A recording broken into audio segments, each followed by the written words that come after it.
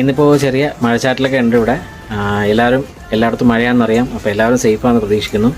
അപ്പോൾ ഇന്ന് നമ്മൾ സൺഡേ റണ്ണാണ്. ഈ മഴ പെയ്തുകൊണ്ടിരിക്കുമ്പോൾ ഓടുന്ന ഒരു പ്രത്യേക ഒരു രസമാണ് കേട്ടോ. അപ്പോൾ ഇന്ന് നമ്മളൊരു 4 കിലോമീറ്റർ റണ്ണാണ് ചെയ്തത്. അതിനുശേഷം കുറച്ച് അപ്പർ ബോഡി വർക്കൗട്ട്സാണ് ചെയ്തത്. നമ്മൾ പുഷപ്പ് ചെയ്യുമ്പോൾ എപ്പോഴും ശ്രദ്ധിക്കേണ്ടത് കറക്റ്റ് ഫോമിലായിരിക്കണം ചെയ്യേണ്ടത്. നമ്മൾ നമ്പർ കൂട്ടി ചെയ്തിട്ട് കാര്യമില്ല. കറക്റ്റ് ഫോമിൽ നമുക്ക് ഡിഫിക്കൽറ്റി കൂട്ടുന്ന അനുസരിച്ച് നമുക്ക് ഡിഫറെൻറ്റ് വേരിയേഷൻസൊക്കെ ചെയ്യാം. നമ്മളിപ്പോൾ നക്കിൾ പുഷപ്പ്സ് ചെയ്തു. അതിനുശേഷം ലാസ്റ്റ് നമ്മൾ കുറച്ച് ഡയമണ്ട് പുഷപ്പ്സും കൂടെ ചെയ്തിട്ടാണ് ഇന്നത്തെ വർക്കൗട്ട്സ് അവസാനിച്ചത്.